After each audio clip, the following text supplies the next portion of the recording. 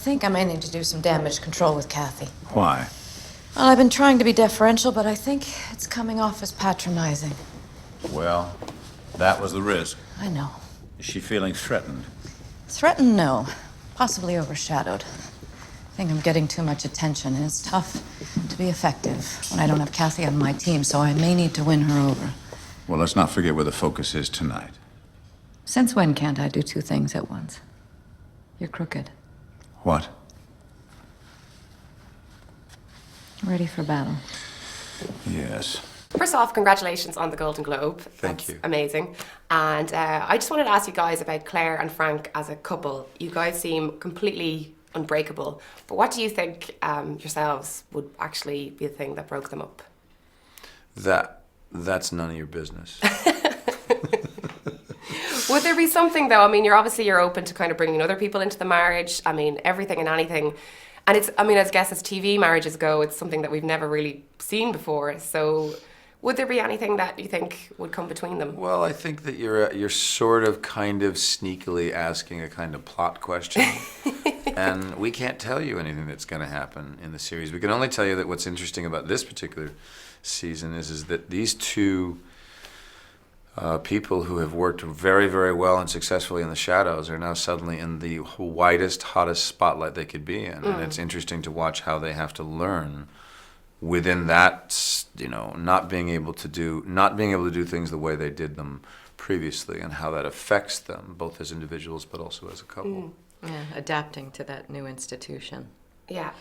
And what do you think if they suddenly were pulled out of politics? What would Frank and Claire Underwood be doing if they were just out in the real world together? I think we'd open an antique shop. Yeah, that's a really good idea, and I might go into the circus. Yes. I might go into the circus.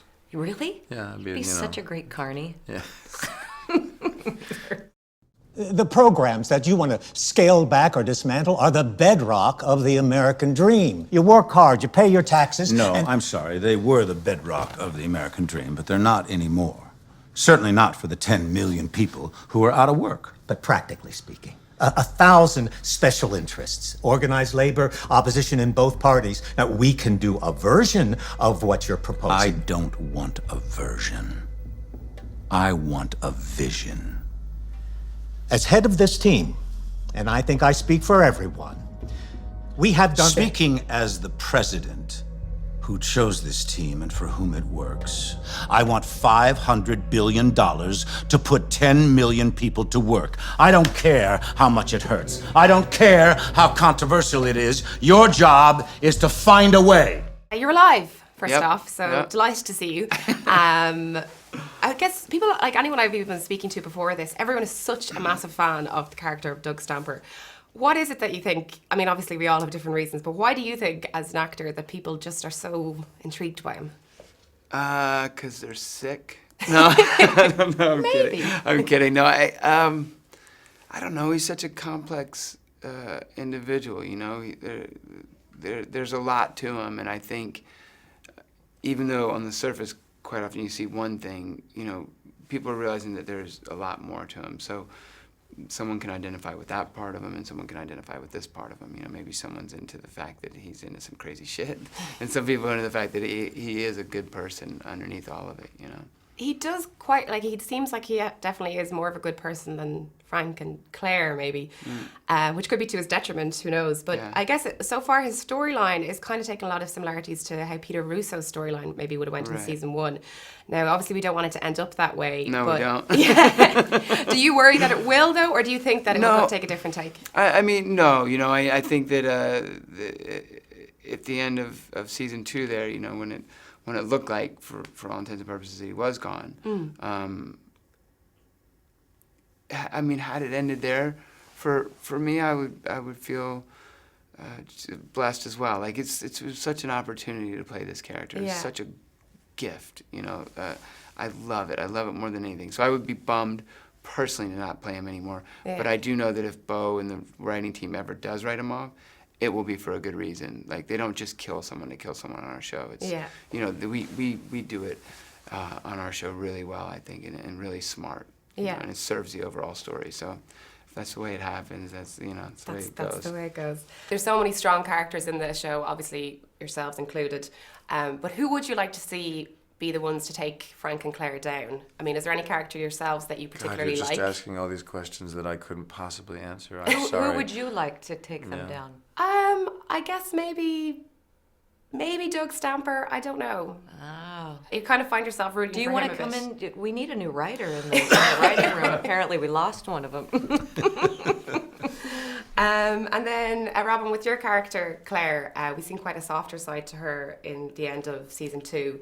Is she kind of possibly a nicer person than Frank, maybe? Or do you think there's more of a softer side with her? Just because, I mean, I guess she kind of showed a moment of humanity near the end of season 2. A moment. You I said only a had a moment moment. Yeah. of humanity. But as opposed Wow. to Frank, I mean, do you see her as maybe being a little soft, not softer, but like maybe she'd have more of morality than Frank? I do. I feel like it's going to give away Okay. where we could potentially be going. We don't even know where we're going. Okay. That's the fun of it. Okay.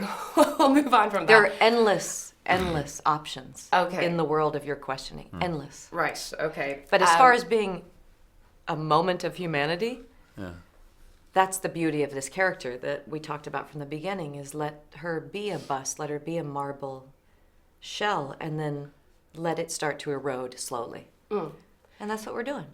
And okay, so moving off anything that will be plot spoilers, because that's not going down well. What about David Fincher? I guess he's notorious for doing multiple takes and that. How do you guys find working with him? I mean, I know I he's find extraordinary anybody talent. who spends their lives reaching for perfection and reaching for wanting you to do the best job that you can do, I have no problem with that at all. I love working with David. I do. It's so much fun. Yeah. And, he has this reputation that is a really narrow reputation, because that's always the question. Yeah. Nobody talks about his amazing sense of humor. Really? How much fun he is to work with on set. Yeah. Is dynamite. And there is something that David is doing sometimes when he does take after take, aside from the fact that he is such a believer in what is in the frame, and that everything in the frame has to do exactly what it's supposed to be doing. But he's also sometimes, just frankly, on take 25 and 26, he's just beating the acting out of you. Yeah. He's just getting to a point where the precision of the line of dialogue, the performance, and the clarity of how you're saying it and delivering So it true. is absolutely pure. And you get rid of all the actor handling that you walk on set with. Yeah. And I You love get him. out of your head. Yeah, I love him because it's like working with somebody with an X-Acto blade. He just cuts all the fat off. Yeah. And speaking of, just last question, what is it like then offset? I mean, it's such a tense show. Is there kind of, do you have to sort of stay in character, or is there time to No, take I time out? In absolutely- between no. every take, we are cracking up. Gone. Most of We're the gone. time. And I'm mostly doing impressions all day long. Yes. Oh, really? so, That sounds like great It's a fun. variety We don't show. become our characters. But that's we good. just play Don't them. do Daniel That's Day-Lewis all. on it, so. We just play them. And then you and Frank Underwood, your characters, have such a strange dynamic, I guess, in the show. How was it like offset? How do you get on with each other and Robin Wright? Great. I mean, Yeah.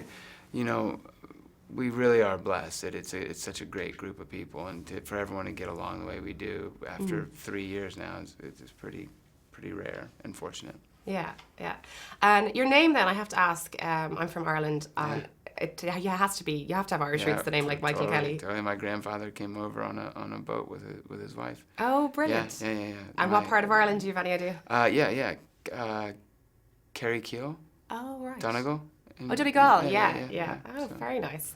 And have you been back over much? Or No, I was here doing Everest last winter, and I was gonna go, and I had to do press. Funny enough, on that right. Saturday they pulled a last minute thing on me, but I was going for the weekend. Yeah. And I was gonna go over and just spend a day and a half there. I was like, I just gotta go. So Yeah. hopefully my brother and I, or my brother and his wife and my wife will take my dad, Yeah. my mom and dad over. It would mean a lot to him and to Yeah. me. Well, you should. Yeah, You'd be yeah. More than welcome. Okay, thanks very I much. gotta go get a This will good sweater. That's my. Oh, you do need a good I sweater. was like, I want to go get a good. be- Yeah, Aaron sweater, the big- woolly ones. Yeah. You want to know what takes real courage? Holding it all together when the stakes are this high.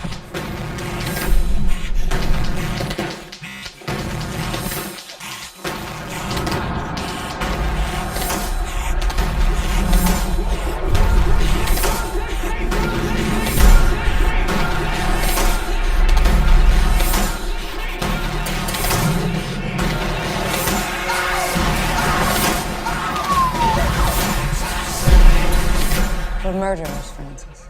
We're survivors.